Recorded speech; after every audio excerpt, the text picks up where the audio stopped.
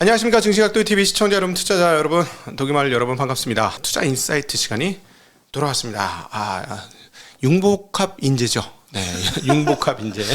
경제면 경제, 정치면 정제, 정치 경제 섞인 융복합 인재 우리 윤석천 경제평론가님과 더불어서 현재 이 상황들, 현재의 경제 이 상황들, 도대체 인플레는 언제 끝날 것이며, 그리고 이놈의 달러 강세는 언제까지 이어질지에 대한 여러 가지 이야기들 한번 함께 나눠보도록 하겠습니다. 윤석철 경제평론가님 모시도록 하겠습니다. 어서 오십시오. 네, 안녕하십니까. 윤석철입니다. 네, 안녕하십니까. 지난 2달 전에 나오셔서 아주 인상적인 얘기를 하셨고 제가 엄청 많이 써먹었어요. 시장은 생각보다 생명력이 강하다. 질기다. 네, 생각력이 질기다. 사실은 그 얘기하고 싹 올랐다가 다시 쫙 빠졌는데 전 저점에 오니까 다시 이제 반등을 하려고 열심히 애쓰는 시장 흐름들을 보입니다. 시장 입장은 그게 자체가 자기가 생명력을 가지고 있는 거니까 돈이 생명이라고 생각하는 많은 참여자들이 있으니까 생명력이 당연히 강할 수밖에 없을 것 같다. 지금 돈이 줄었느냐를 한번 생각해 볼 필요가 있어요. 우리가 보통 연준이라는 게 사실 지금의 긴축이 1980년대부터 따지면 6번의 금리 인상 사이클 정도가 있었습니다. 주요 금리 인상 사이클이. 근데 이번이 사실은 강도가 제일 세요. 단기적으로. 단기적으로. 1년 만에 지금 4% 올라가게 생겼으니까. 그 다음 센 게 언제냐면 94년에서 95년. 네. 그 다음에 셌던 게 2004년에서 2006년까지였던 금리 인상 시기야. 예. 근데 이번에는 사실은 금리 인상의 긴축의 강도로 보면 제일 세니까 돈이 줄어야 되잖아요. 그렇죠. 근데 연준의 대차대표나 주요 은행의 대차대표를 보게 되면은 사실은 뭐 영란은이라든지 일본이라든지 아니면 인민은행의 대차대표를 보게 되면은 연준의 자산, 그러니까 중앙은행이 갖고 있는 자산 자체가 생각보다는 많이 좀 줄고는 있어요. 연준은 그 기울기가 제일 느려. 실제적으로는. 그러니까 9조 달러가 이게 어떻게 보게 되면은 2019년 말이죠. 그러니까 코로나 발발 전에 한 4조 달러였는데 네. 그게 정점에 이르렀을 때가 한 9조 달러였고 네. 지금 어느 정도 9월 12일 기준으로 제가 봤을 때 8조 8천억 달러야. 네. 생각보다 생각보다 안 줄고 있어요.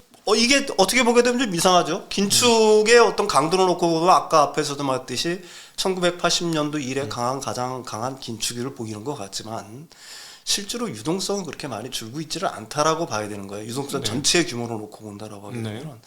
그러면 이거는 이렇게 얘기할 수가 있는 거야.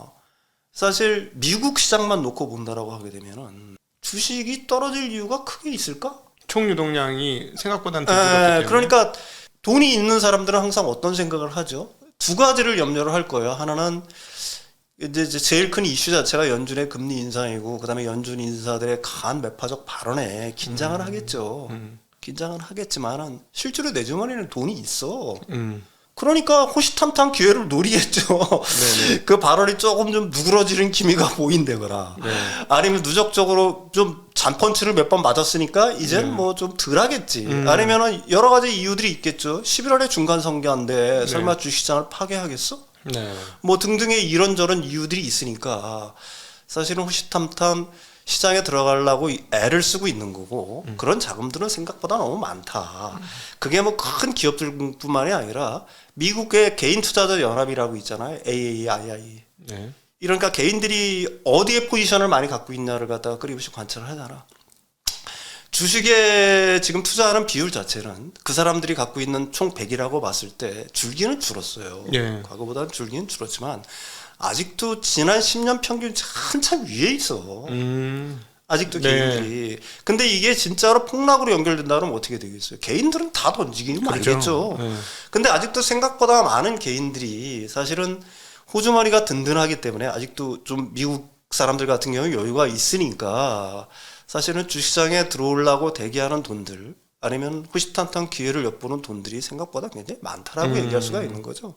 사실 코로나 이전 기준으로 따져보면 한국은 코로나 이전으로 회귀했지만, 그렇지요. 미국은 아직 공간이 더 남았어.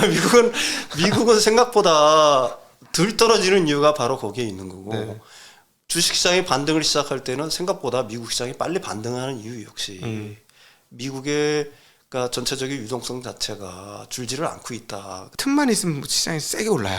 그 틈만 있으면 반등을 지수가 막 2% 3%씩 올라요. 어우, 선진국 증시가 지수가 2% 3% 놀라운데 할 정도로. 네. 그런 흐름들이 좀 있죠.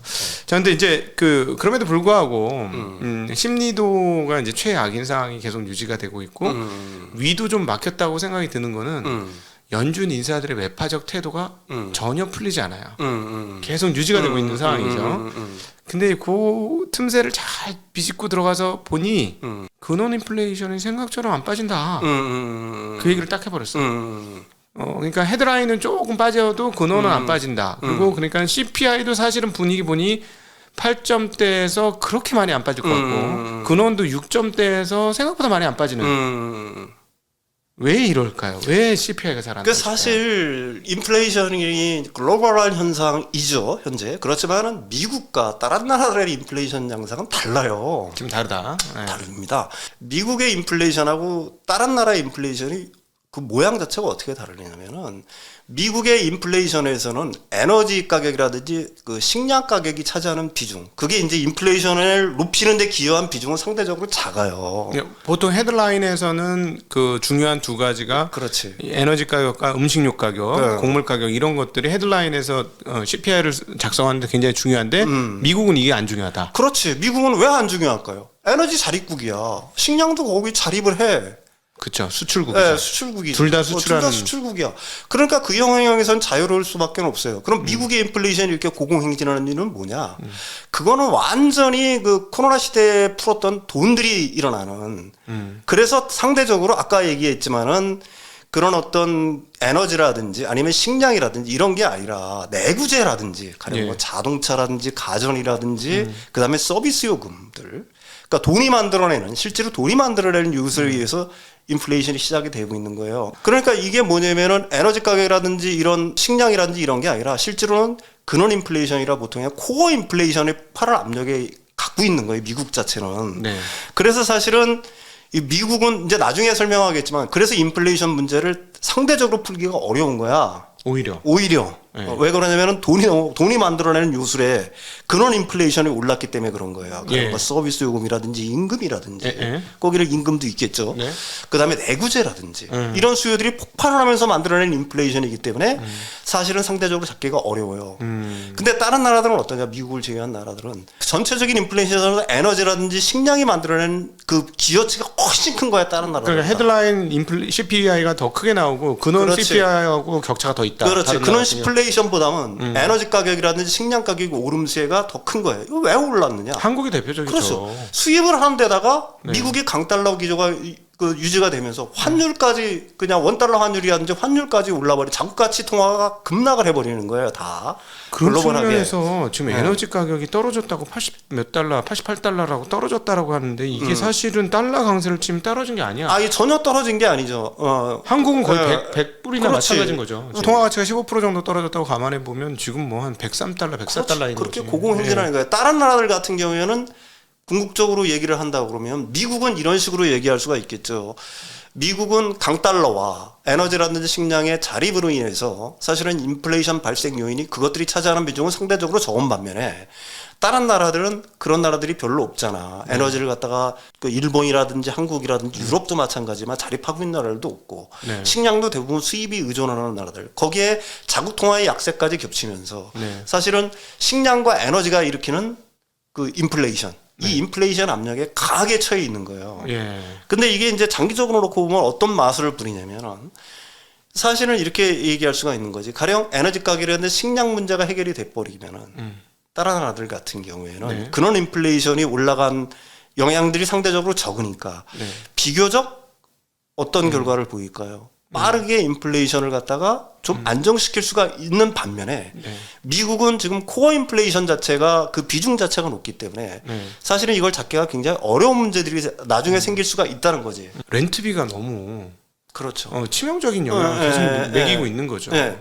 집값이라든지 뭐 렌트비가 뭐 조금씩 하향을 하고 있지만 그게 사실은 인플레이션에 그 영향을 미칠 때까지 보통 6개월의 레그 타임을 가져요. 그러니까. 네. 그다음에 지금 정도의 내리는 수준으로 해서 어느 정도 안정이 될 거라는 건 의문의 여지가 있는 거고 이 인플레이션이라는 건 일단은 우리가 이렇게 볼 수가 있는 거지. 에너지 가격이라든지 안에 식량 가격이 오르게 되면은 나중에는 그다음에 이제 제조업 상품들 가격이 이제 오름세가 어느 정도 이어지고 난 다음에는 그게 궁극적으로는 최후로 끝나는 건 서비스 가격 인상으로 귀결이 되는 거야. 네네. 서비스 가격 인상이 귀결이 되면서 궁극적으로는 다시 말해서 이제 임금 인플레이션이 동반이 되면서 사실은 이제 서비스 물가가 오름세가 이제 지속이 되겠죠.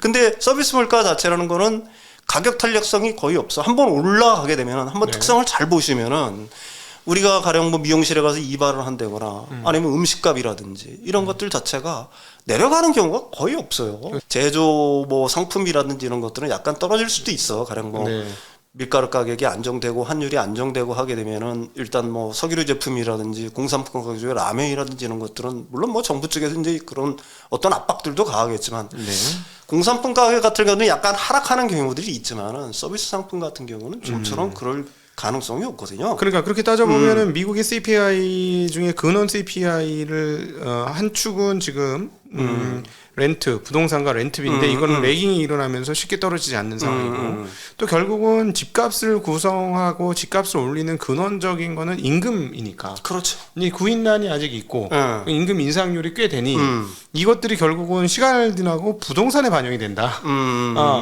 이렇게 생각을 해보면 지금 연준 인사들이 매파적인 게 이해가 되는 부분이 너희들이 생각하는 것만큼 인플레이션이 빨리 안 떨어져. 그러니까 우리가 여기서 태도를 눕힐 수가 없어. 이게 왜 그러냐면은 2004년하고 2006년이면은 비교적 가까운 인플레이션 시기잖아요. 네. 연준 인사도 이때를 잘 기억을 하고 있는 거예요. 우리들은 다 그걸 잊어버렸을지 모르지만 내가 지난번에 얘기했지만 2004년부터 시작해서 인플레이션이 미국에서 슬금 시작됩니다. 지금 생각하면 코웃음 칠 얘기지만 연평균 한 2.7% 돼요. 2004년 때. 근데 그때는 그게 상당한 인플레이션이라고 생각을 한 거야. 왜 인플레이션이 발생하기 시작했냐면 역시 2000년 닷컴 버블 이후에 푸른 돈 때문에 인플레이션이 발생을 하기 시작한 거예요. 금리가 그린스펀 푸시라고 해서 아주 적은 위로 유지가 되었죠. 그러니까 닷컴 버블이 폭발하면서 미국의 금융시장이 폭발을 하자, 폭락을 하자. 그때부터 돈을 풀기 시작해서 그 이제 후유증이 사실은 2004년부터 나타나기 시작을 한 거예요. 근데 2004년부터 뭐 3% 이상 올라가는 날들이 많았고, 근데 2005년 정도 되니까 이게 점점점 많아져. 한 3.2%젠데요, 연평균. 그러니까 이제 연준 입장에서 안 되겠다 시작해서 연준이 이제 금리를 올리기 시작을 한 거예요. 2004년부터 시작된 금리 인상이 2006년까지 이어집니다. 그래서 1%에서 5% 이상까지 금리를 올려요. 지금 우리가 연준의 금리가 3.25%인데 이것도 지금 엄청나다고 생각하지만 그때 5%까지 올려요. 그런데 5%까지 올리는데 드디어 2007년부터는 한 3% 이상 돼가던 것들이 한 2.8%로 낮아지기 시작해요. 그러니까 연준 인사들은 환호를 하겠죠. 그래서 지금 말하는 피벗, 정책 전환을 합니다. 금리를 내리기 시작해. 그러니까 2008년에 어떤 일이 벌어졌느냐. 5%를 지나는 날들이 많아져요. 월별로 볼 때.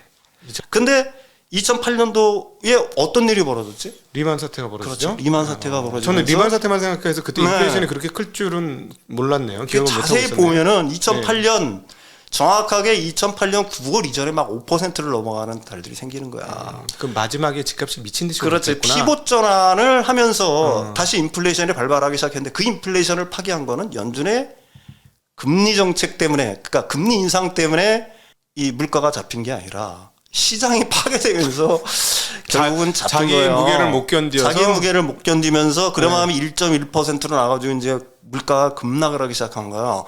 그러니까 연준 인사들은 이걸 보면서 그때 어떤 걸 배웠을까라는 걸 갖다 한번 생각을 해봐요. 그 사람들도 열심히 스터디도 하고 할 거 아니에요. 그렇죠. 나 같으면 어떤 정책을 쓸까? 응? 실제로 지금의 인플레이션 8%를 넘어가고 9%를 넘어가는 단계에서 연준이 하고 있는 뭐 75bp를 올린다, 50bp를 올린다, 자이언트 스텝을 한다, 뭐 하지만은 그게 그 인플레이션의 어떤 그 절대치를 놓고 본다라고 하면은 그게 강한 걸까라는 거 생각을 그렇지. 해볼 필요가 있어요. 실질금리 지금도 여전히 마이너스인 거죠. 실질금리로 치면 마이너스인 거고. 자신들도 그게 경제에 그렇게 엄청난 충격을 줄 거라고 생각하지는 않아요. 미국 경제만으로 놓고 본다라고 하게 되면은 그 정도를 때려가지고 미국 경제에 엄청난 충격을 준다? 사실 금리를 올리는 이유는 딱 하나잖아. 과열된 경기를 갖다가 잡기 위해서. 네. 다른 말로 하게 되면은 그거는 이제 노동시장의 어떤 둔화, 노동시장의 네. 파괴를 통해서 실업률을 올리고 사실은 수요를 갖다가 파괴하는 게 사실은 그렇죠. 사실은 금리 정책의 목표인데 지금 공공연히 드러나고 있어요. 수요를 줄여야 되겠다는 얘기는 하고 있는 거죠. 그러니까 75bp를 올려가지고 미국 경제에 충격을 줄 수 있을까라는 거는 그 사람들이 너무나 잘 알고 있는 거 못 줘요. 네. 왜 그러냐면 지금 같은 인플레이션을 잡기 위한 어떤 강한 충격 요법은 안 낸다고 보는 거예요. 맨 처음에는 그게 충격이 될 수가 있겠지. 네. 계속 재료 금리를 유지하다가 어느 순간에 50bp 올려? 75bp 올려? 그럼 전에 못 보던 이런 강한 금리 인상을 한다라고 해서 그 당시에는 조금 충격을 받을 수가 있지만은 사실은 지금 인플레이션을 잡을 만큼 지금의 유동성을 축소시킬 만큼 강한 임팩트를 갖고 있느냐라는 거는 의문의 여지가 있다는 얘기예요. 네. 그 미국의 연준 인사들도 그걸 잘 알고 있는 거야. 그러니까 블러핑이라고 보통 얘기를 하는 거야. 네네. 웃기지 마. 우리는 더 올릴 거야. 더 올려서 어떻게든지 인플레이션을 잡을 거야라고 얘기를 하는 거야. 근데 지난 시간에도 얘기했지만 진짜로 인플레이션을 잡고 싶으면 예고로 없이 때리는 수밖에 없어요. 네. 그러면 인플레이션 잡을 수 있어요. 네. 네. 예고도 없이 가령 뭐 1%를 올려봐. 100bp를 올려. 그것도 뭐 그 FOMC 회의만 있을 때만 올리는 게 아니라 막 올려. 임시. 사실은 그 얘기를 하는 분이 있죠. 진짜 의지가 있었으면 임시 회의를 소집했었어야 된다. 그렇지. 우리들이 하고 싶어 하는 것, 진짜로 원하는 것은 분명히 있어요. 그렇지만 그거는 여러 가지 제약 요건 때문에 그걸 못 하는 거야. 실제로 네. 행동에 잘 못 옮겨요. 그러니까 이걸 다른 말로 하면 연준이 진짜로 하고 싶은 거는 인플레이션을 잡고 싶은 게 원하는 거야. 사실은. 네. 그거는 그 의지, 그거는 나는 진짜라고 믿어요. 인플레이션은 어떻든 잡고 싶겠지. 네. 그게 그 중앙은행의 책무 중에 하나니까. 네. 근데 그걸 인플레이션을 잡기 위해서는 어떤 수단을 동원을 해야 되느냐. 네. 진짜로 경제에 충격을 줄 수 있는 강한 임팩트를 줄 수 있는 금리 정책이라든지 아니면 양적 긴축이라든지 실시를 해야 되는데 이걸 못하게 막는 것들이 너무나 많다는 얘기예요. 뭐가 막는 거야? 경제 당장 큰 혼돈에 휩싸려고. 그거 이전에 사실은 경제 이전에 금융시장 완전히 네. 다 네. 죽어버릴 거고. 그렇다면 부유효과 완전히 날아가 버릴 거고. 그럼 완전히 뭐 엄청난 일들이 벌어질 거고. 그다음에 정치적인 혼란? 그건 말할 필요도 없겠죠. 네. 사실은. 여기서 말씀하시는 거는 뭐 100bp를 3번 연속 올린다. 그렇지. 그런 정도의 어떤 충격요법. 강한 충격요법. 그러니까 그걸 근데 쓰면. 그걸 못 쓰는 거야. 네. 하고 싶어도 못 하는 거예요. 네. 그러니까 블러핑을 계속해서 하는 거야. 입으로만. 입으로만 블러핑을 계속해서 하는 거야. 이거로 하긴 좀 세게 하긴 했지. 75bp를 세원했으니까 세게 하긴 했죠. 근데 네. 3.25 아까 앞에서 얘기했지만 2004년하고 2006년을 생각을 한번 해봐요. 네. 그 당시에는 75bp씩 올린 건 아니지만은 네. 어쨌든 3년의 기간 동안에 4%포인트의 금리를 딱 올려버린 거야. 물론 그때랑 지금이랑 달라. 네. 그때는 부채 경제가 그래도 막 시작되는 시점이었고 지금처럼 심각한 상황은 아니었지. 지금은 완전히 부채 경제잖아. 그렇죠. 부채 시대죠. 부채의 시대. 네. 부채의 시대니까 이때는 금리 인상의 파고가 훨씬 더 클 수밖에 없겠죠. 그죠. 그러니까 상대적으로 그때랑 지금이랑을 갖다가 단선적으로 놓고 볼 수는 없지만은 교훈은 뭐냐면은 사실은 지금 같은 상황에서 이 연준의 어떤 금리 인상만으로 금리 인상에는 또 한계가 있는 거고 네. 금리 인상만으로 물가는 잡히지 않는다. 내가 생각하기는 그럼 그래요. 뭘로 해야 잡히는 겁니까? 재정을 너무 많이 풀었다 이거죠. 네, 재정을 너무 많이 풀었고 네. 그 돈들이 너무 많고 네. 그걸 갖다가 일시에 걷어들이려고 하는 또 어떤 통화 정책의 도구라든지 어떤 수단들은 분명히 갖고 있지만 그걸 쓸 수 있는 형태는 안 돼. 그걸 쓰면은 너무 그렇죠. 큰 충격을 받는다. 네, 그렇다면 날아갈 수 있는 방법은 뭐가 있을까? 물가를 잡을 수 있는 방법은 진짜 침체가 오는 수밖에 없어. 진짜 침체. 네. 뭐 연착륙이라든지 기술적 침체를 얘기하는 거예요.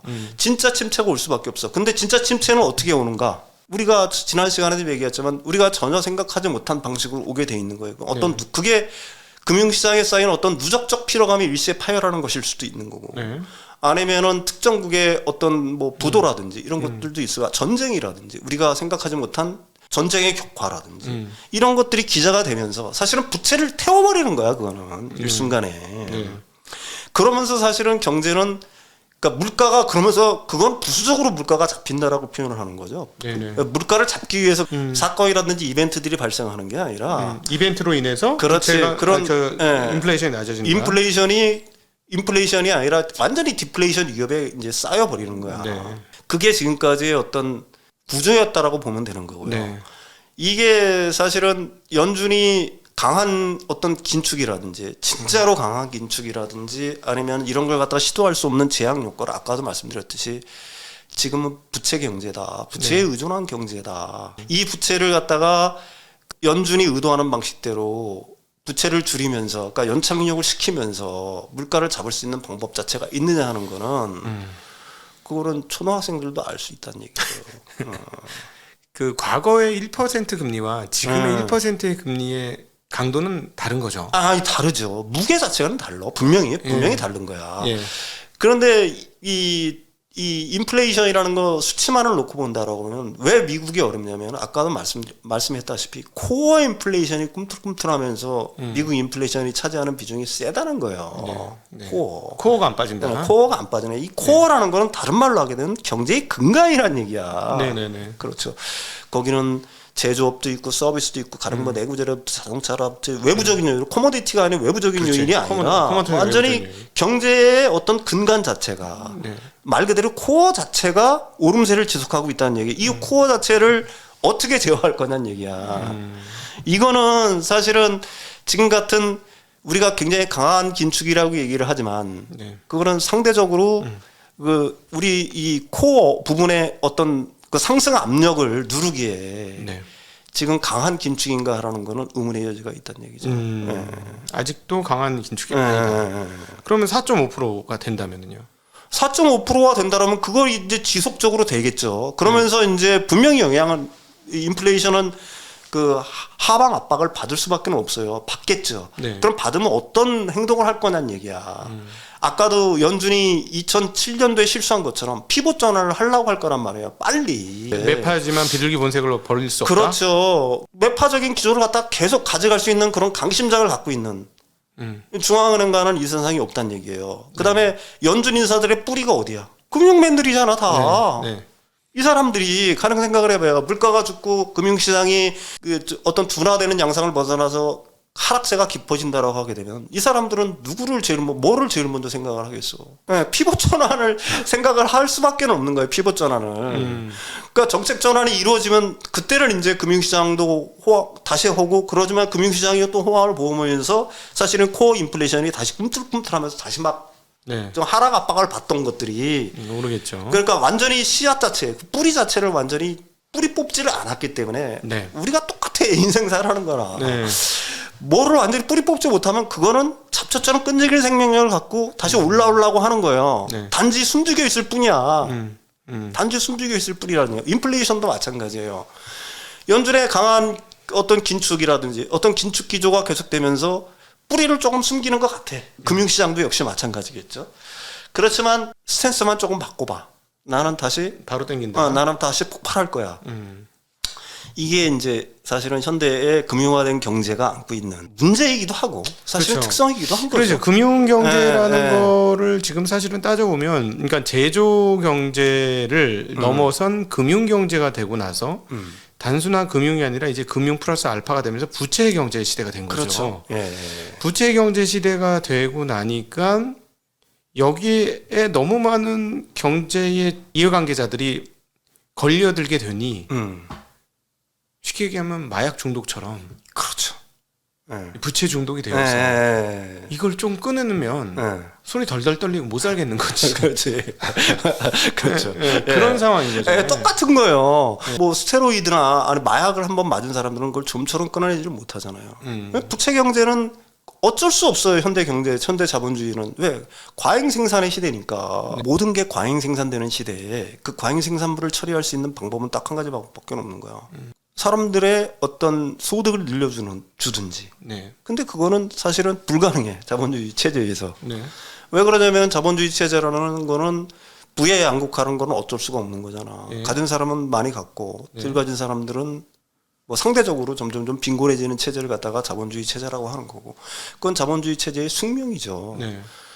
그런데 그 부자들의 씀씀이라는 거는 가장 쉽게 얘기하면은 전체적인 총량, 돈의 총량 자체는 볼륨이 불어난다고 하더라도 부자들한테 쏠리는 돈이 많으면 많을수록 수요 자체는 줄어들 수밖에 없어요. 이론적으로 따지면. 부자들이 6개 먹는 건 아니니까. 그렇지. 그렇다라고 한다면 궁극적으로는 수요를 유지하기 위해서는 이렇게 늘어난 수요를 갖다가 유지하고 공급을 갖다가 과잉 생산되는 공급물을 처리할 수 있는 방법은 부채 공급밖에는 더 있어. 네. 그리고 그 부채를 공급함으로써 세계 경제는 사실은 굉장히 큰 재미를 받잖아요.